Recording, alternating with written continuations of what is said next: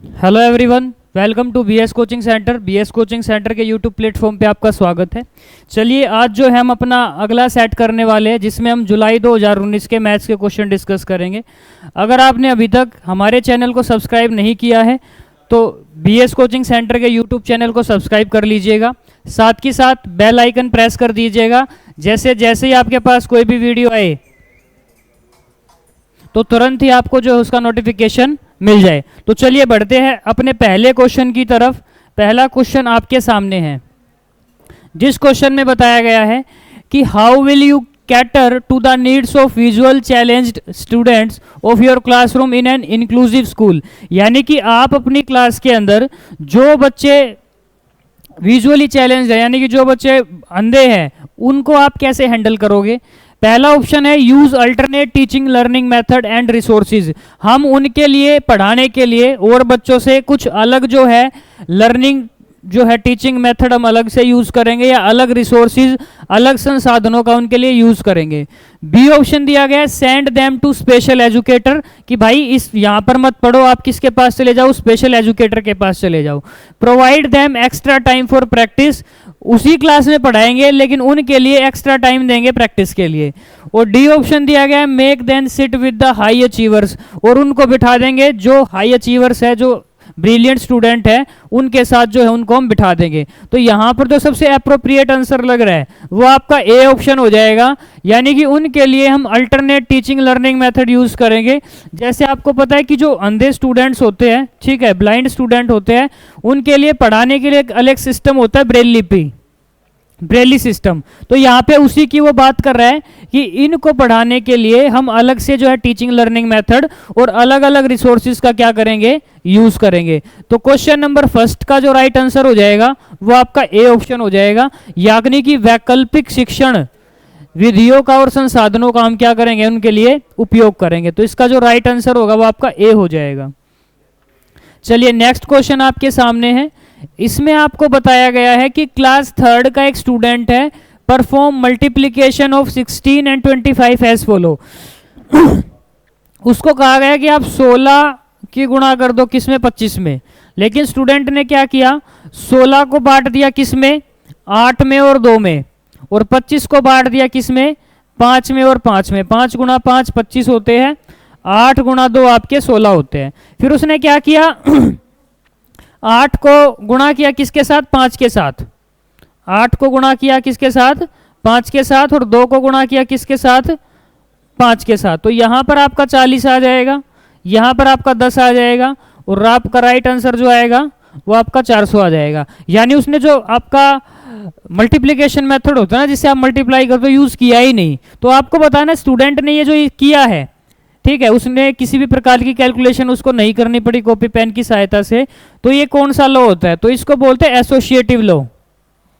इस नियम से जब कोई भी क्वेश्चन किया जाता है, 6th क्लास में आपके लॉज आते हैं, तो एसोसिएटिव जो लॉ है, ठीक है, तो एसोसिएटिव लॉ का इसने क्या किया, स्टूडेंट ने यूज किया है। इनको अलग अलग उसने एसोसिएट किया, बांटा है, और फिर उसकी ग्रुपिंग करके उन्होंने क्या किया है, मल्टीप्लिकेशन इसमें की है। तो इस क्वेश्चन का जो राइट आंसर हो जाएगा वो आपका हो जाएगा ऑप्शन ए। इस क्वेश्चन का जो राइट आंसर हो जाएगा वो आपका ऑप्शन ए हो जाएगा। चलिए, नेक्स्ट क्वेश्चन पे चलते हैं। अगला क्वेश्चन आपके सामने है, जिसमें आपसे पूछा गया है which of the following is not related too early number concept. इनमें से कौन सा जो है नंबर कंसेप्ट से रिलेटेड नहीं है, इनमें से कौन सा जो है नंबर कंसेप्ट से रिलेटेड नहीं है। पहला आपको बताया गया क्लास इंक्लूजन, यानी कि वर्ग समावेशन, ग्रुप्स में बांटना, किसी चीजों को क्या करना, ग्रुप्स में बांटना, ठीक है। कंजर्वेशन, यानी कि उस चीज का संरक्षण किसी दूसरी चीज में उसको कन्वर्ट करना। जैसे अगर मैं आपसे ये बोल दूं 4 गुणा में 2 है, ठीक है, तो हम क्या बोलते हैं, 8 है, लेकिन चीजें वही है, लेकिन ये एक से दूसरी चीज में बस कन्वर्ट हो गया, इसको बोलते हैं हम कंजर्वेशन, ठीक है। बात करते हैं मेजरमेंट की, और फिर बात करते हैं किसकी, क्लासिफिकेशन की। तो आपसे क्या पूछा था, जो इससे रिलेटेड नहीं है। तो मेजरमेंट जो है वो नंबर सिस्टम का, अर्ली नंबर सिस्टम का पार्ट नहीं है। मेजरमेंट का मतलब होता है किसी चीज का मापन करना, जो कि नंबर सिस्टम के अंदर इंक्लूड नहीं होता। तो सी जो है वो आपका राइट आंसर हो जाएगा कि अर्ली नंबर सिस्टम का जो मेजरमेंट है वो इसके अंदर, कंसेप्ट के अंदर वो चीजें नहीं आती है। तो इस क्वेश्चन का जो राइट आंसर होगा वो आपका हो जाएगा ऑप्शन सी। चलिए अभी नेक्स्ट क्वेश्चन पे चलते हैं। नेक्स्ट क्वेश्चन है आपका, एक बार इसको पढ़ो और मुझे बताओ इसका राइट आंसर क्या होगा। देखो जो मोस्टली क्वेश्चन देखे जा रहे हैं वो वही क्वेश्चन आ रहे हैं जिनको आप पहले पढ़ चुके हो। मतलब ज़्यादातर जो आपका सीटेट का एग्जाम होता है उसमें PYQ ही आपके रिपीट होते हैं, क्योंकि इतने ज़्यादा क्वेश्चन एग्जामिनर कहाँ से बनाएगा। तो जितने आप पीछे पढ़ चुके हो वहीं से कहीं ना कहीं ये क्वेश्चन निकल के आ रहे हैं। तो अगर आपने सारे के सारे PYQ ये अच्छे से कर लिए तो डेफिनेटली आपका एग्जाम क्लियर हो जाएगा। उसने बताया कि विच of the following statement is true regarding numeral and number. किसी भी न्यूमरल में और नंबर के रिगार्डिंग इसमें से कौन सी बातें सही है। ठीक है, ए करेक्ट है, बी गलत है, बी सही है, ए गलत है, दोनों ही सही है और दोनों ही गलत है। तो पहले हमें पढ़ना पड़ेगा।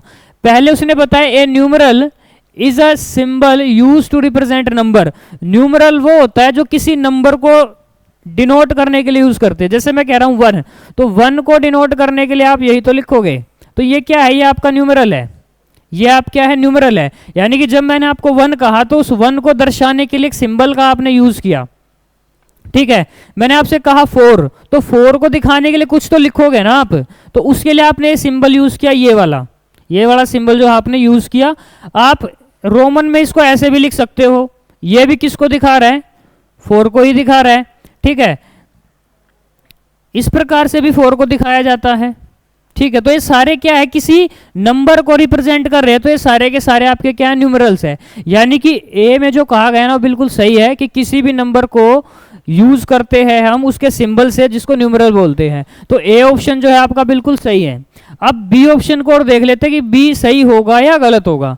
बी में उसने कहा कि same under can be represent by different numerals. यहां पे शायद कुछ टाइपिंग एरर है भाई, सेम के बाद कुछ आना चाहिए था, है ना। यहां पे क्या है, कुछ आना चाहिए था। तो सेम नंबर, हाँ नंबर भी हो सकता है। ठीक है, सेम नंबर को जो हम रिप्रेजेंट करते हैं अलग अलग न्यूमरल से। जैसे मैंने ये अगर मैं दिखाऊंगा तो ये भी 4 है। ठीक है, ये भी किसको दिखा रहा है, 4 को, ये भी किसको दिखा रहा है, 4 को। तो उसी नंबर को दर्शाने के लिए मैं अलग अलग न्यूमरल्स का यूज कर सकता हूं। इसका मतलब बी भी आपका क्या हो जाएगा, बिल्कुल सही हो जाएगा। तो ए भी सही है और बी भी सही है। किस ऑप्शन में है, ऑप्शन सी के अंदर, ऑप्शन सी के।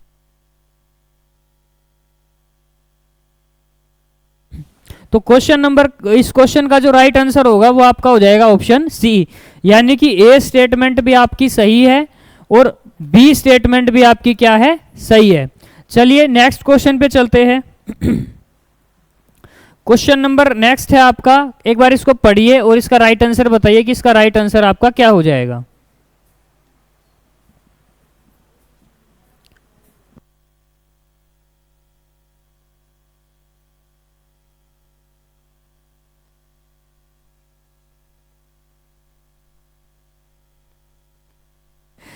चलिए भाई, क्या कहा गया है, which of the following is not a mathematical process. इसमें से कौन सी मैथमेटिकल प्रोसेस नहीं है। ठीक है, तो सबसे पहले हम बात करें विजुअलाइजेशन की।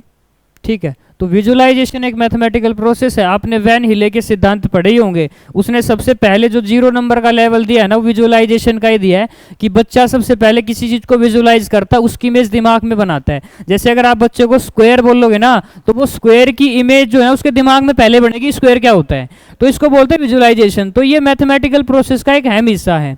ठीक है, एस्टिमेशन भी मैंने बताया था, लास्ट क्वेश्चन में आए थे कि एस्टिमेशन भी जो है बच्चों को सिखाना चाहिए कि आप कैसे किसी चीज को एस्टिमेट कर सकते हो।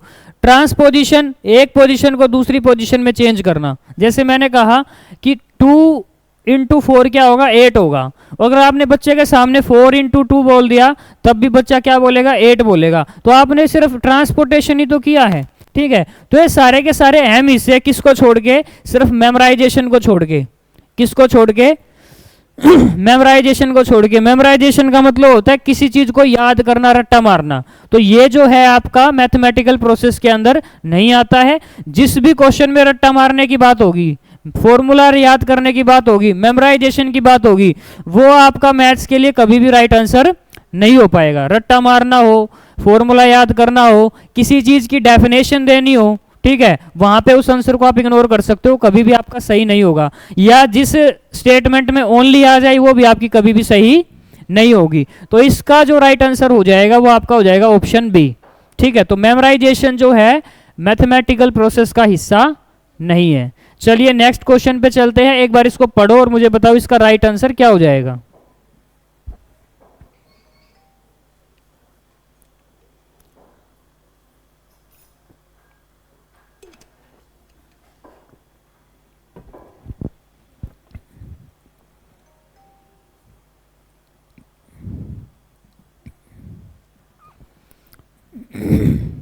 चलिए भाई, आपको दे रखा है there are 15 orange in one basket. एक टोकरी के अंदर 15 क्या है आपके ऑरेंज संतरे हैं। 17 ऑरेंजेस इन अनदर बास्केट, एक दूसरी टोकरी है उसके अंदर 17 क्या है आपके ऑरेंजेस है। How many oranges are there all together, दोनों मिला के कितने ऑरेंज हो गए। तो देखो पहले वाली जो बकेट है उसके अंदर आपके 15 ऑरेंज है, और जो आपकी दूसरी बकेट है, दूसरी जो बास्केट है सॉरी, उसके अंदर आपके 17 ऑरेंजेस है। दोनों को मिला के आपके टोटल ऑरेंज कितने हो गए, 32 ऑरेंज हो गए, है ना। तो पहली वाली स्टेटमेंट से मुझे इतना पता चला। दूसरी स्टेटमेंट में उसने बताया the price of mobile phone which is for 9950, पहले जो मोबाइल का प्राइस था वो 9950 था, ठीक है। Increased by 375 after budget, budget आने के बाद शायद सरकार ने कोई टैक्स बढ़ा दिया होगा, ठीक है। तो बजट आने के बाद जो है उसका प्राइस 375 बढ़ गया, तो उसके अंदर आप क्या करोगे, 375 ऐड कर दोगे।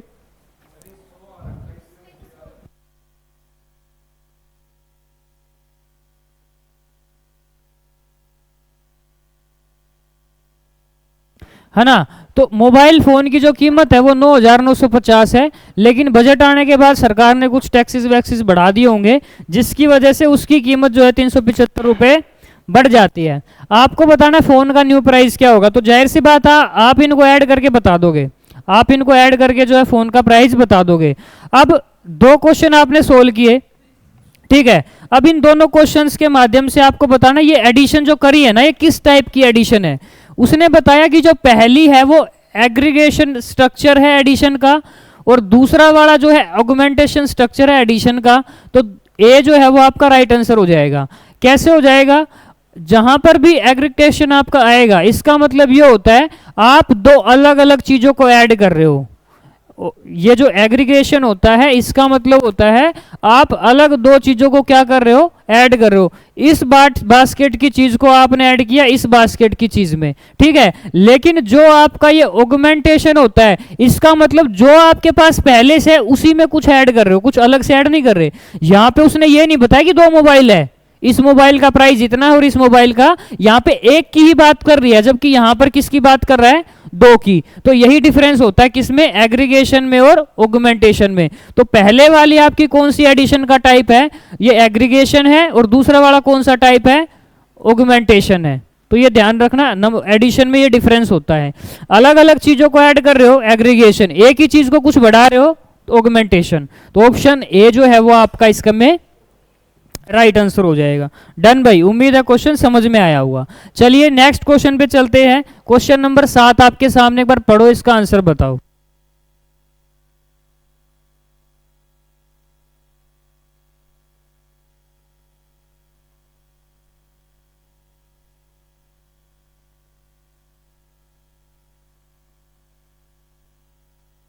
चलिए क्वेश्चन में क्या गया, पियाजे के द्वारा जो सिद्धांत बताए गए हैं, हमें आइडेंटिफाई करना correct statement about the ability to conserve different physical quantity in measurement as proposed by पियाजे। पियाजे के द्वारा ये जो सिद्धांत है इसमें से कौन सा ठीक है, ठीक है। तो हमें देखना है, पहले बताना कि conservation of volume is grasped before conservation of mass. बच्चे को द्रव्यमान के बताने से पहले ही वॉल्यूम के बारे में बता दो, बच्चा समझ में ही नहीं पाएगा, है ना। तो यहां पर ए में ये बताया गया है कि बच्चे को मास के बारे में मत बताओ, उससे पहले वॉल्यूम के बारे में बता दो। तो अगर बच्चे को पहले ही वॉल्यूम सिखा देंगे तो कभी भी समझ नहीं पाएगा, तो ये बिल्कुल भी सही नहीं होगा।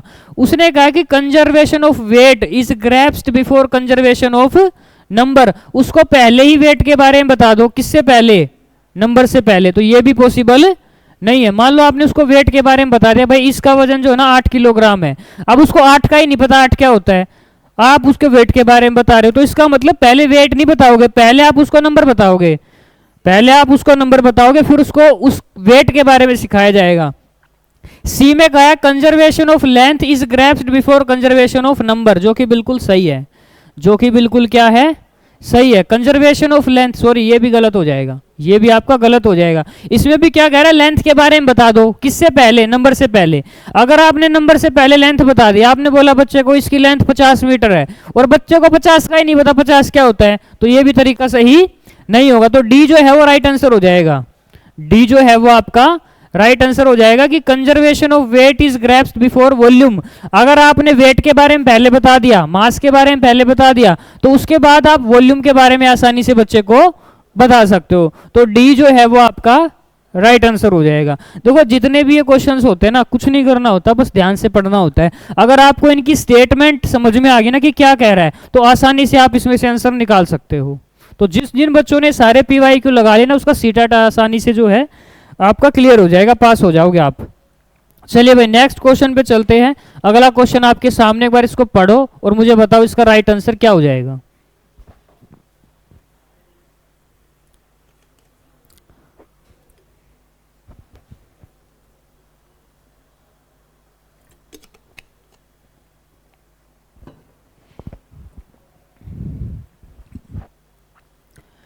चलिए भाई, आपको दे रखा है a teacher gives the following task to student of class 4 के स्टूडेंट को एक टास्क देता है। क्या टास्क देता है कि आपके पास 25 स्टाइल है, इनको आप पॉसिबल एरेज में लगा दो, इनको आप पॉसिबल एरेज में लगा दो। तो इस टास्क को देने का टीचर का मकसद क्या है, टीचर बच्चे को क्या सिखाना चाहता है। ठीक है, आपको बताना कि अगर टीचर ने बच्चे को कुछ एक्टिविटी दी है करने के लिए, तो जाहिर सी बात है उसके पीछे टीचर का कोई ना कोई मकसद होगा कि टीचर सिखाना क्या चाहता है। तो 25 आपके पास क्या है, टाइल्स है। ठीक है, अगर 25 टाइल्स है तो 25 टाइल्स को आप किस किस तरीके से लगा सकते हो, आप उसको इस तरीके से लगा सकते हो, या 5 × 5 5 रो बना दिए, 5 कॉलम बना दिए, इस तरीके से लगा सकते हो। ऐसे क्वेश्चन आपके कई बार आ चुके हैं कि आपके पास 48 स्क्वायर है छोटे छोटे, उनकी आप कितनी रेक्टेंगल बना सकते हो ताकि एरिया आपका चेंज ना हो। तो आप सीख चुके हो फैक्टर, अगर आपको पता है तो जितने फैक्टर होंगे उतने ही आप क्या बना सकते हो, उसकी पॉसिबिलिटी बना सकते हो। तो यहाँ पे टीचर क्या सिखाना चाहता है, देखो कभी भी अगर आपके पास रेक्टेंगल है, रेक्टेंगल आपके पास 2D फिगर है, रेक्टेंगल कैसी फिगर है, मेंसुरेशन आपने मैथ्स में पढ़ी होगी, एक 2D मेंसुरेशन होती है, एक 3D मेंसुरेशन होती है। तो जो आपकी रेक्टेंगल है ना वो 2D मेंसुरेशन के अंदर आती है। अगर 2D मेंसुरेशन के अंदर आती है तो रेक्टेंगल से कभी भी हम वॉल्यूम नहीं निकाल सकते, रेक्टेंगल से हम बच्चे को कभी भी 3D के बारे में नहीं सिखा सकते। तो जिस आंसर में वॉल्यूम आ रहा है, क्योंकि वॉल्यूम तो 3D चीजों का होता है, वॉल्यूम कैसी है, 3D होता है, तो वॉल्यूम इसमें भी है ये भी नहीं होगा, वॉल्यूम इसमें भी है ये भी आंसर नहीं हो सकता, और वॉल्यूम इसमें भी है ये भी आंसर नहीं हो सकता। तो इससे मैं क्या सिखा सकता हूँ, बच्चे को एरिया सिखा सकता हूँ। बच्चे को क्या सिखा सकता हूँ कि अगर आपने इन टाइल को ऐसे लगा दिया ना, तो आप इसका एरिया लगा सकते हो, लेंथ इंटू ब्रेथ, तो एरिया सीख जाएगा बच्चा। इससे आप बच्चे को फैक्टर बता सकते हो कि भाई 25 के कितने फैक्टर होते हैं, जितने तरीके से टाइल्स को हम सजा पाएंगे। तो 1 भी 25 का फैक्टर है, 5 भी 25 का फैक्टर है, और 25 भी किसका फैक्टर है, 25 का। क्योंकि टाइलों को आप 1 × 25 में लगा सकते हो, 5 × 5 में लगा सकते हो, तो उससे बच्चों को आप सिखा पाओगे 25 के फैक्टर होते हैं। नेक्स्ट उसने हम पेरीमीटर बता सकते हैं, अगर मैं इसको ऐसे लगा रहा हूं तो मैं इसकी लेंथ भी मेजर कर सकता हूं, और इनको जोड़ के किसी भी फिगर का क्या बता सकता हूं, पेरीमीटर। तो इस एक्टिविटी से टीचर बच्चे को 3 चीजें सिखाएगा।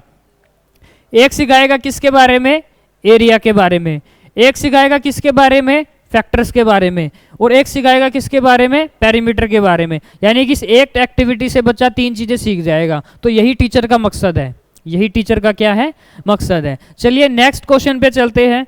अगला क्वेश्चन आपके सामने है, इसको ध्यान से पढ़ो और इसको सोल्व करने का प्रयास करो।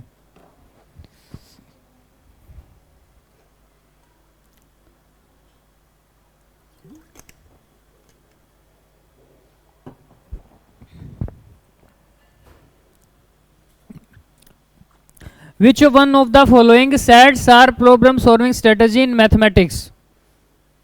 ठीक है, इनमें से अगर आप किसी भी मैथमेटिक्स इसके समाधान आपको खोजना है, तो इसमें से कौन सा ठीक रहेगा, बढ़िया जो प्रॉब्लम सॉल्विंग स्ट्रेटजी है वो आपकी कौन सी रहेगी।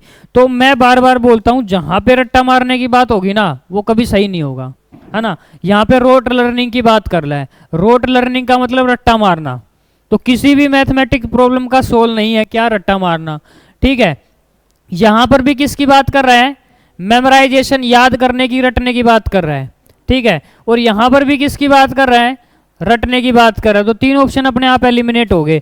तो बच्चे के लिए किसी भी मैथमेटिकल प्रॉब्लम को सोल्व करने का सबसे बढ़िया है उसके पीछे तर्क देना, ठीक है, तर्क करना, यूजिंग वेरिएबल, किसी वेरिएबल का यूज करना। जैसे मैंने बताया मेरे पास, ठीक है, मेरे पास कुछ टॉफी है और मेरे से 4 ज्यादा टॉफी किसी और के पास है, तो मेरे पास x है तो किसी और के पास कितनी होगी, x+4 होगी, और वो बता देगा उसके पास कितनी है। तो मतलब वेरिएबल का यूज करके जो है हम चीजों को आसानी से सोल्व कर पाते हैं। उसके बाद दे रखा लुक फॉर अ पैटर्न, हम पैटर्न का अंदाजा लगा सकते हैं। जैसे मैंने लिखा 2, 4, 6, 8, अगला बताओ क्या होगा। तो पैटर्न हमने ढूंढ लिया, सारे के सारे हमारे इवन नंबर आ रहे हैं, 2, 2 के बाद 4, 4 के बाद 6, 6 के बाद 8, तो अगला क्या होना चाहिए, अगला आपका 10 हो जाएगा।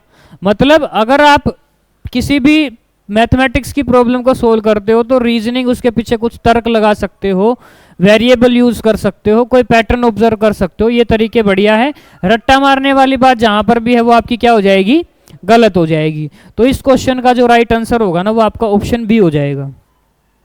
चलिए भाई नेक्स्ट क्वेश्चन पे चलते हैं। क्वेश्चन अगला आपके सामने है, वैन हिले के बारे में कई बार क्वेश्चन आ चुका है, ठीक है। अब तक तो वैन हिले के सारे लेवल आपको याद हो चुके होंगे, वैन हिले ने क्या बताया था। तो वैन हिले हमेशा ज्योमेट्रिकल थिंकिंग के बारे में बताता है। वैन हिले किसके बारे में बताता है, ज्योमेट्रिकल थिंकिंग के बारे में ही हमेशा बताता है। लेवल 0 विजुअलाइजेशन है, फिर एनालिसिस है, रिलेशनशिप है, ठीक है। कई बार क्वेश्चन, हर लेवल के क्वेश्चन जो अब तक आपके सारे कंप्लीट हो चुके हैं। तो वैन हिले जो थ्योरी बताते हो ज्योमेट्रिकल से चीजें बताते हैं, आपके जितने भी ज्योमेट्रिकल फिगर है, चाहे ट्राइंगल है, रेक्टेंगल है, स्क्वायर है, इन सारी चीजों के बारे में किसने बताया, वैन हिले ने बताया, अलग अलग लेवल्स बताए हैं। तो बी जो है वो इस क्वेश्चन का राइट आंसर हो जाएगा। समझ में आई बात। तो चलिए नेक्स्ट क्वेश्चन पे चलते हैं। नेक्स्ट क्वेश्चन आपके सामने है,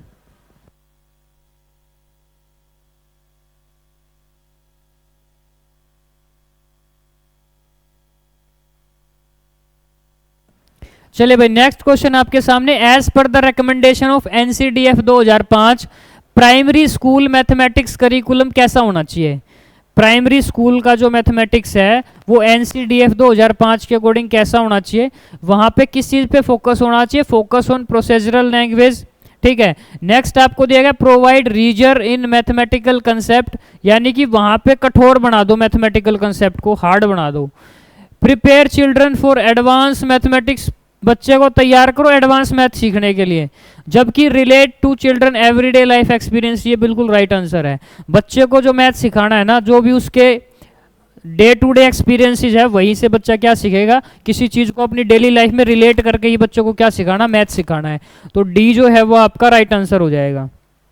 इस क्वेश्चन का जो राइट आंसर होगा वो आपका डी ऑप्शन हो जाएगा, यानी कि relate to children everyday experience, जो उसके डे टू डे एक्सपीरियंस है, अनुभव है, उनको जोड़ के ही बच्चे को आप क्या सिखा पाओगे, अच्छे से मैथ सिखा पाओगे। जैसे मैंने कल एक एग्जांपल दिया था कि भाई अगर कोई सब्जी वाले का बच्चा है ना तो उसकी कैलकुलेशन थोड़ी सी तेज मिलेगी आपको मैथ्स में, क्योंकि उसके डेली का ही यही काम है ना, इतने दे दे, इतने का नोट आया, इतने वापस करने हैं।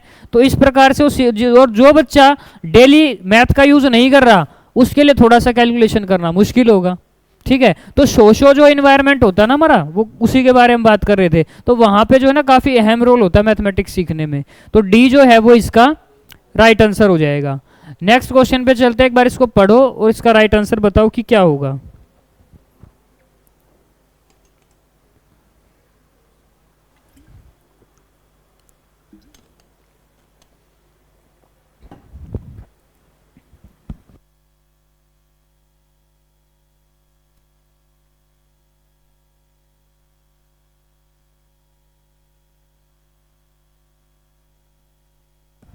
है ना भाई, क्या पूछा आपसे, which of the following teaching learning resources is best suited to explain the concept of multiplication of 2 decimal number. ये इसको बच्चे को सिखाना है कि ये कैसे हुआ।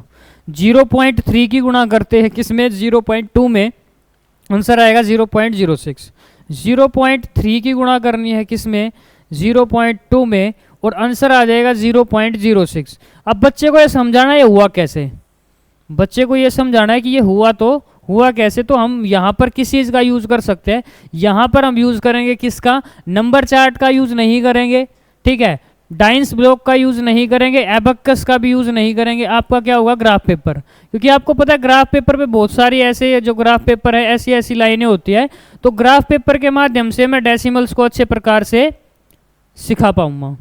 ग्राफ पेपर के माध्यम से 0.3 का एरिया है, मतलब 0.3 के एरिया को हम कवर कर लेंगे, इसी प्रकार से 0.2 के एरिया को कवर कर लेंगे और 0.06 के एरिया को कवर कर लेंगे, और बताएंगे ये देखो इसका और इसका गुणा करने पे इतना एरिया आ जाएगा। तो यहाँ से हम बच्चे को ना आसानी से सिखा पाएंगे इस चीज़ के बारे में, इस मल्टीप्लीकेशन के बारे में। तो सी जो है वो आपका राइट आंसर होगा। डन भाई, तो इस क्वेश्चन का जो राइट आंसर होगा वो आपका हो जाएगा ऑप्शन सी। चलिए भाई, नेक्स्ट क्वेश्चन आपके सामने है।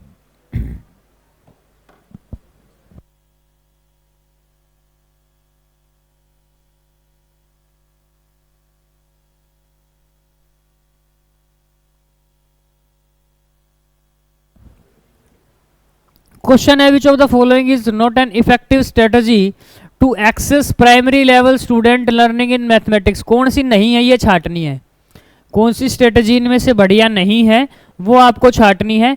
Analysing children's error to understand their reasoning, ठीक है, यानी कि ये सही बात है, ये क्या है आपकी सही बात है कि जब हम स्टूडेंट की गलतियों को देखेंगे, ठीक है, तो उनके पीछे उन्होंने क्या तर्क दिया है, ये हम जैसे लास्ट टाइम हमने पढ़ा था कि किसी स्टूडेंट को बोला गया भाई 44 लिख दो और उसने लिख दिया 404।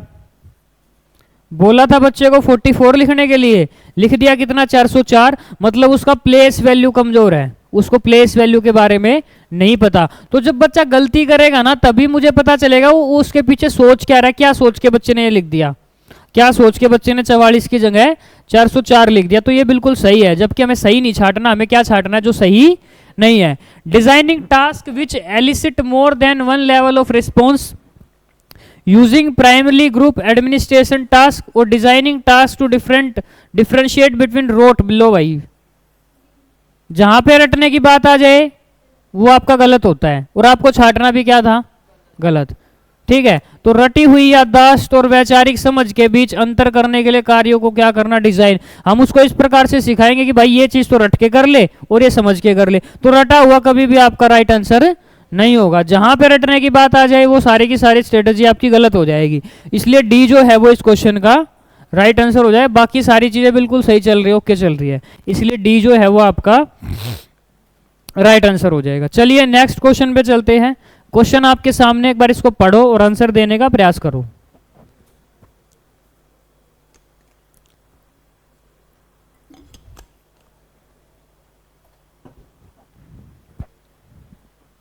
क्वेश्चन में कहा गया विच of the following is not a characteristics of effective mathematics pedagogy. इनमें से कौन सी इफेक्टिव नहीं है, यहां पर भी गलत छाटना है, यहां पर भी जो स्टेटमेंट सही नहीं होगी वो आपको छाटना है। Following strict time rules when introducing new concept. आपने बच्चे को बोल दिया ये मैंने कंसेप्ट सिखा दिया, इतने टाइम में हो जाना चाहिए, तो यहां पर आपने क्या दे दिया, बच्चे को टाइम का रूल दे दिया, ठीक है, जो कि बिल्कुल भी सही नहीं है। Focusing pattern of student error, ये बिल्कुल सही है, हमें बच्चे की गलतियों को ही देखना है कि बच्चा कहाँ पे गलती कर रहा है। Making connection with everyday experience, बच्चे को एवरीडे एक्सपीरियंस से जब हम रिलेट करेंगे ना, तो पहले ही बता चुका हूँ, उससे बच्चे मैथ को जल्दी सीख पाएंगे। अलग अलग स्ट्रेटजी लगाएंगे, एक ही कंसेप्ट को सिखाने के कई तरीके लगाएंगे, तो ये सारे सही है, लेकिन इसमें ये नहीं होना चाहिए, बच्चे को टाइम बाउंडेशन में हमें नहीं रखना है, तो ये स्ट्रेटजी जो है अप्लाई नहीं होगी, इसलिए ए जो है वो आपका राइट आंसर हो जाएगा। ऑप्शन ए जो है वो आपका इसमें राइट आंसर हो जाएगा। चलिए बढ़ते हैं अगले क्वेश्चन की तरफ। ठीक है, एक बार पढ़ो और इसको क्वेश्चन को करने का प्रयास करो। डन भाई, अगर आपको क्लासेस समझ में आ रही है, पढ़ाया वो समझ में आ रहा है, तो इस क्लास को लाइक और शेयर अवश्य कीजिएगा, क्योंकि आपके आने वाले एग्जाम के लिए काफ़ी इंपॉर्टेंट ये क्लास होने वाली है। स्कूल में बताया गया कि half of the students plays badminton, आधे जो स्टूडेंट है ना वो बैडमिंटन खेलते हैं, जितने भी नंबर ऑफ स्टूडेंट है उसमें से आधे बैडमिंटन खेलते हैं। जो आपके 1/4 है वो आपके क्या खेलते हैं, वॉलीबॉल। 1/4 जो स्टूडेंट है वो वॉलीबॉल खेल रहे हैं। 1/8 जो है वो आपके टेनिस खेल रहे हैं, और 1/16 जो है आपके चेस खेल रहे हैं, और बचे हुए स्विमिंग कर रहे हैं। बचे हुए क्या कर रहे हैं, स्विमिंग कर रहे हैं। तो आपसे उसने पूछा if the number of student playing volleyball is 160, volleyball खेलने वालों की संख्या 160 है, ठीक है। तो वॉलीबॉल खेलने वालों की संख्या कितनी है, 160। मैं मान लेता हूं टोटल स्टूडेंट x है, मैं मान लेता हूं टोटल जो स्टूडेंट है ना वो आपके कितने हैं, x। और हमने पढ़ा था कि वॉलीबॉल खेलते कितने, 1/4। वॉलीबॉल खेलने वाले कितने, 1/4। तो x का 1/4, x का 1/4, x का 1/4 कितना है, 160। यानी कि जितने भी टोटल स्टूडेंट है उसका 1/4 हिस्सा कितने हैं, 160 है। तो यहां पर क्या होगा, ये अगर यहां पर डिवाइड में तो यहां पर आगे मल्टीप्लाई हो जाएगा। तो टोटल जो आपके आ जाएंगे ना 16 चौके 64, यानी कि टोटल स्टूडेंट कितने हैं, 640 है। टोटल स्टूडेंट कितने हैं आपके, 640 है। आपसे पूछ रहा है चेस खेलने वाले बताओ कितने हैं, तो टोटल में से चेस कितने खेलते हैं, 1/16। तो 640 का 1/16 में निकाल दूंगा, तो 16 एकम 16, 16 चौके 64। तो 40 स्टूडेंट ऐसे हैं जो क्या खेलते हैं, आपके चेस खेलते हैं। तो ऑप्शन डी जो है वो इसका राइट आंसर हो जाएगा। तो ये था आपका क्वेश्चन, ठीक है। उम्मीद करता हूँ सारे के सारे क्वेश्चन आपको समझ में आएंगे। अब जो है नेक्स्ट टीचर आपको पढ़ाएंगे। तो चलिए क्लास को यहीं पे स्टॉप करते हैं। जुड़े रहिएगा BS कोचिंग सेंटर के यूट्यूब चैनल से। अगर आपको क्लास समझ में आ रही है, पसंद आ रही है, तो क्लास को लाइक और शेयर अवश्य कीजिएगा। Thank you so much.